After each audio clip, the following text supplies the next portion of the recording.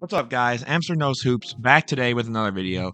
And today we are talking about my midseason awards as we're at the All-Star break. And I think, while technically we're over like 50% of the way through the season, I just want to kind of give you guys my thought and my mindset at this point in the season of where everyone stands. And I wanted to thank you guys for all your love and support, especially on that Luka video where we went from 40 views to 1,000 in a matter of a couple hours. So I really wanted to thank you guys for all your love and support. Make sure to leave a like, subscribe, comment. Let me know what you guys want to see next. Don't forget to join me and my buddy Dream Hoops Discord.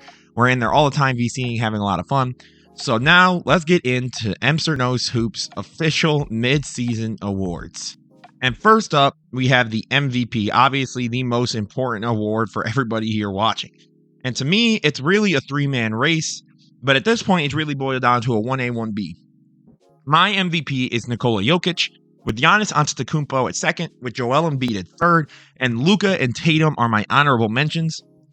But to be honest, guys, I don't think should really come as a shock to anybody here. The way that Joel, Luka, and Tatum have been playing, it's been great. But Giannis and Jokic just look like, honestly, the first and second best player in the league.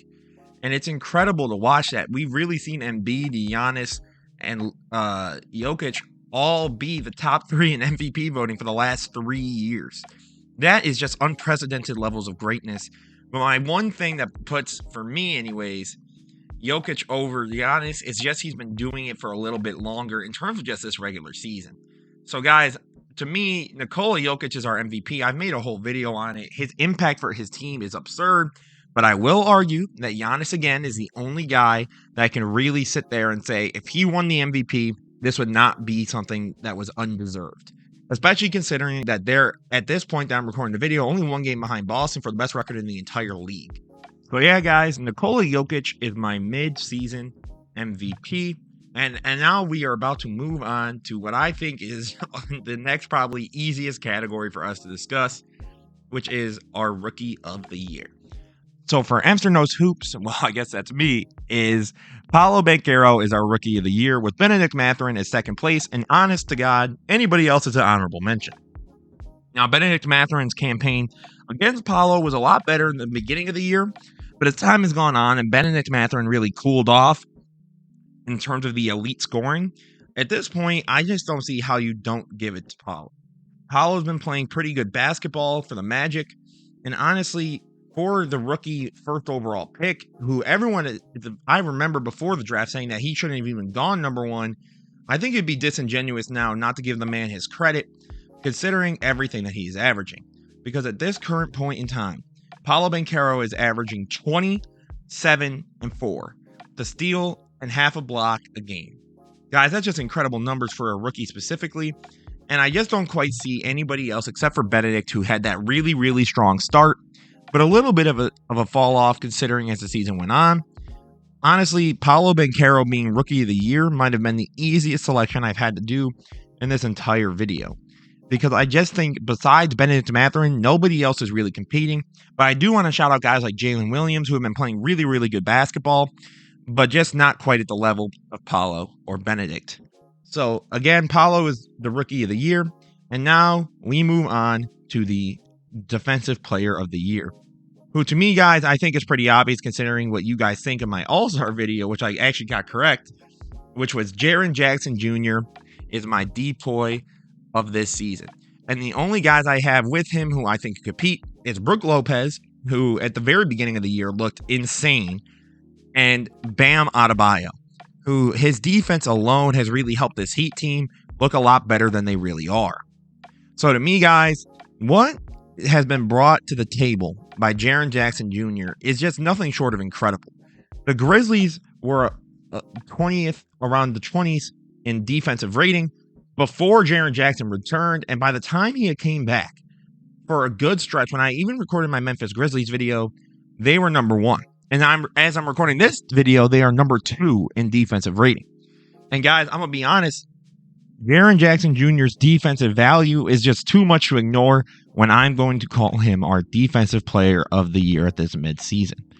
And next, we have the Most Improved Player Award, which everyone would want to probably be screaming for Shai Gilgeous-Alexander.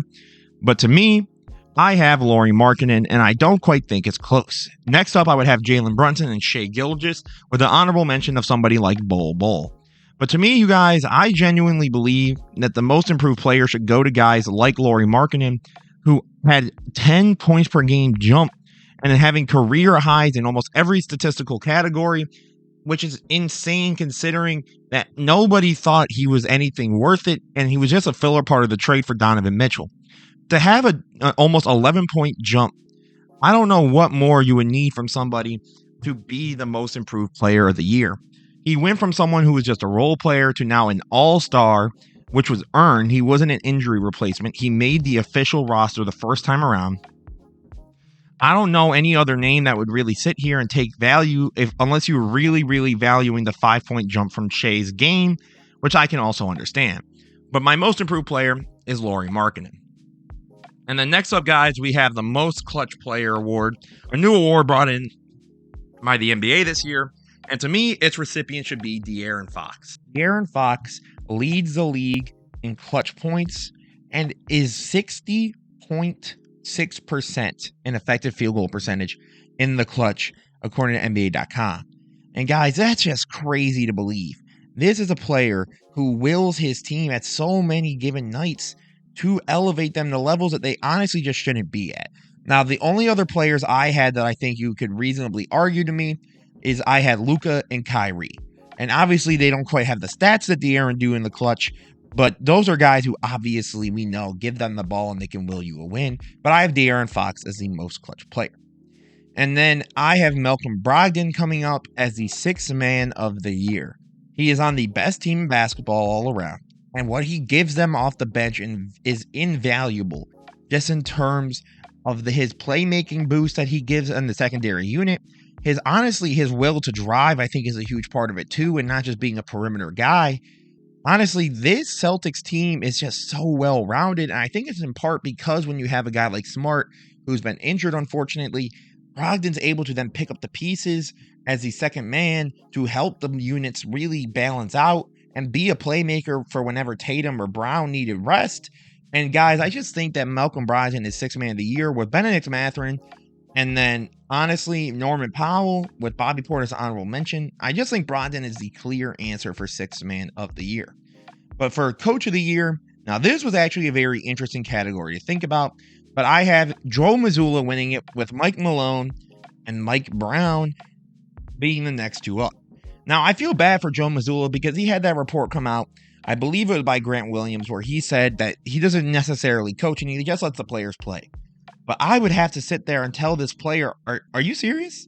That game against the Milwaukee Bucks just the other night with almost no starters.